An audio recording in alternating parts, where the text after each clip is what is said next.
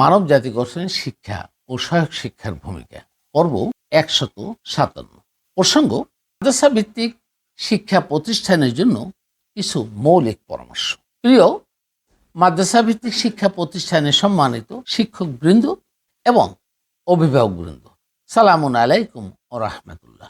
আমরা অনেকেই জেনে আসছি, আমাদের সন্তানরা যদি কোরআনে হাফেজ হয়, মাদ্রাসায় শিক্ষায় শিক্ষিত হয়, কালিমা, সালাত, সওম, হজ, জাকাত, সেগুলোকে আমরা ইসলামের মূল ভিত্তি ধরে নিয়েছি, সেগুলো সহ সঠিকভাবে কোরআন তেলাওয়াত করতে পারলেই আমাদের সন্তানরা জান্নাতবাসী হবেন এবং আমাদের জন্য সুপারিশ করতে পারবেন। এটা মানুষের একটি বদ্ধমূল ধারণা। আর এজন্যই আমরা আমাদের সন্তানদেরকে মাদ্রাসায় পড়াতে বেশি আগ্রহ হয়ে পড়ি, অথচ কোরআন অধ্যয়ন গবেষণা করে এর সপক্ষে কোনো দলিল পাইনি। এমনকি মানব সৃষ্টির উদ্দেশ্য সম্পর্কেও আমাদের ভুল ধারণা ছিল, যে আর এই ভুল ধারণা এখনো অধিকাংশ মানুষের মনে বিদ্যমান। মানব সৃষ্টির উদ্দেশ্য হলো আল্লাহর দাসত্বের পূর্ণ শর্ত জেনে ও বুঝে আল্লাহর দাসত্ব করা, আর এই শর্ত পালন করতে সক্ষম হবে তারাই জান্নাতবাসী হবেন, নতুবা জাহান্নাম অবধারিত। সুতরাং দাসত্বের পূর্ণ শর্ত বুঝতে ও মানতে হলে অবশ্যই সম্পূর্ণ কোরআন জেনে ও বুঝে রসুলের সুন্নাহ মোতাবেক তা আমল করতে হবে, ইসলামী জীবন ব্যবস্থা কায়েম করতে হবে। আর এই ইসলামী জীবন ব্যবস্থা কায়েম করতে হলে আমরা আমাদের সন্তানদেরকে শুধু মাদ্রাসা ভিত্তিক পড়াশোনা পরিচালিত করে, যে কারিকুলাম রচিত হয়েছে তার উপর ভিত্তি করে থাকলে চলবে না, বরং আমাদের সন্তানদেরকে মাদ্রাসা ভিত্তিক তথা কোরআন ও সুন্নাহের আমলের প্রক্রিয়াগত শিক্ষা পার্থিব জীবনে প্রতিষ্ঠিত হওয়ার জন্য সকল ধরনের শিক্ষায় শিক্ষিত হতে হবে, সমন্বিত জ্ঞান অর্জন করতে হবে, নতুবা সন্তানদেরকে ঈমান হারা পথভ্রষ্টদের মুখোমুখি হতে হবে। বিষয়টি অত্যন্ত লক্ষণীয়, যা এখন প্রায় প্রতিটি মাদ্রাসায় অনুদান, জাকাত, ফিতরা, নজরানা ইত্যাদির উপর নির্ভরশীল। একটু ভেবে দেখুন না, আপনি মনে করছেন আপনার আমার সন্তানরা তথা আমাদের শিক্ষার্থীরা এবং আপনারা জান্নাতবাসী হবেন, অথচ আপনারা আর্থিক সহায়তার জন্য মুখোমুখি হচ্ছেন এমন লোকের কাছে যাদেরকে আপনারাই বলছেন সঠিকভাবে ইসলামের ধারক বাহক না হয়, এবং তারা হয়তো জান্নাতবাসী হবেন না, তারা বেঈমান, তারা ঈমানও ঠিক মতো আনেনি। আর তার কাছে আপনি তার কাছে দান চাচ্ছেন, তার কাছে নজরানা চাচ্ছেন, জাকাত ফিতরা চাচ্ছেন। ইসলামী জীবন ব্যবস্থা এভাবে কায়েম করা সম্ভব নয় বা হবে না।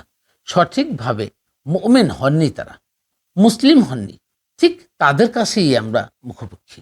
বিষয়টি কি সত্যি লজ্জাজনক নয়? তাহলে আমাদের চিন্তা করতে হবে, মাদ্রাসা ভিত্তিক বর্তমানে প্রচলিত কারিকুলাম মেনে শিক্ষা গ্রহণ করা হলে আমাদের সন্তানরা কি এক, সচিবালয়ে কাজ করার মতো যোগ্যতা অর্জন করবে; দুই, পুলিশের সামান্য কনস্টেবল পদে চাকরি করতে সক্ষম হবে; তিন, পুলিশের সিএস সদস্য হতে পারবে; চার, সারা বাংলাদেশের কোর্টে কোরআনের আইন ও বিচার ভিত্তিক উকিল হতে পারবেন; কোরআনের আইন চালু করার মতো যোগ্যতা সম্পন্ন ম্যাজিস্ট্রেট হতে পারবেন; কোরআনের আইন চালু করার জন্য প্রয়োজনীয় অনেক বিচারকের আসন পূর্ণ করার দরকার, সেটা কি করতে পারবেন; সাত, কোরআনের আইনের ভিত্তিতে কোর্টে তদন্তকারী সদস্য হিসেবে কাজ করতে পারবেন; আট, কোরআনের নির্দেশ অনুযায়ী ব্যাংকের অফিসার কিংবা ব্যাংকের সিস্টেম পরিবর্তন করতে পারবেন; নয়, কোরআন জানা সর্বময় শিক্ষার অধিকারী বিশ্ববিদ্যালয়ে ভিসি প্যানেল পূর্ণ করতে পারবেন; 10, কোরআনের জ্ঞানে উৎকর্ষিত আকল সমৃদ্ধ বিশ্ববিদ্যালয়ের সকল বিভাগগুলোতে প্রফেসর পদ দখল করতে পারবেন; 11, কোরআনের জ্ঞানে উৎকর্ষিত আকল সমৃদ্ধ বিশ্ববিদ্যালয়ের বিভাগীয় ডিন নিয়োগ করতে পারবেন; 12, কোরআনের জ্ঞানে উৎকর্ষিত আকল সমৃদ্ধ কলেজের প্রিন্সিপাল নিয়োগ করতে পারবেন; 13, কোরআনের জ্ঞানে উৎকর্ষিত আকল সমৃদ্ধ সরকারি হাসপাতালগুলোতে ডাক্তার নিয়োগ করতে পারবেন; 14, কোরআনের জ্ঞানে উৎকর্ষিত আকল সমৃদ্ধ নার্সিং কলেজে শিক্ষক, শিক্ষিকা, ডাক্তার, পরিচালক ইত্যাদি নিয়োগ দিতে পারবেন; 15, কোরআনের জ্ঞানে উৎকর্ষিত আকল সমৃদ্ধ ইঞ্জিনিয়ার সহ বিভিন্ন পদে বহু প্রয়োজনীয় কোটা পূরণ করা দরকার, সেই কোটাকে পূরণ করতে পারবেন; 16, কোরআনে জ্ঞানে উৎকৃষ্ট আকল সমৃদ্ধ কারিকুলামে উপযুক্ত লোক দিয়ে পাঠ্য কারিকুলাম সংশোধন করতে পারবেন। 17, কোরআনে জ্ঞানে উৎকর্ষিত আকল সম্পন্ন সেনাবাহিনীতে লোক দিতে পারবেন।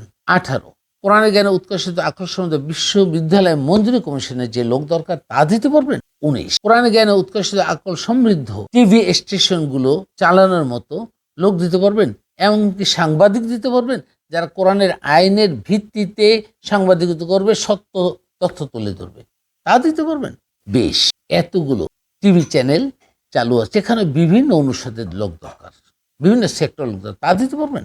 হলুদ সাংবাদিকতা বন্ধ করতে পারবেন। 21, কোরআনের জ্ঞানে উৎকর্ষিত আকল সমৃদ্ধ শিল্পপতি তৈরি করতে পারবেন, যারা কোনো অবস্থায় দুর্নীতি করবে না। আপনাদের শিক্ষা কারিকুলামে যদি এই বিষয়গুলির সমাধান না থাকে, তাহলে আপনারা কিসের ইসলামের হেফাজত করবেন, কিসের দিনদার মানুষ বানাবেন, কিভাবে জান্নাতি লোক তৈরি করবেন? তাই আসুন প্রতিহিংসা বন্ধ করি, সকলে মিলে কোরআনের জ্ঞানে উৎকর্ষিত আকল সমৃদ্ধ জনশক্তি সম্পন্ন একটি বাংলাদেশ গড়ে তুলি। আর সেজন্য আমি মনে করি আপনাদের শিক্ষা কারিকুলামে সর্বত্র জীবনের সকল শিক্ষা সম্পন্ন করার মূল বিষয়গুলি অন্তর্ভুক্ত করতে হবে।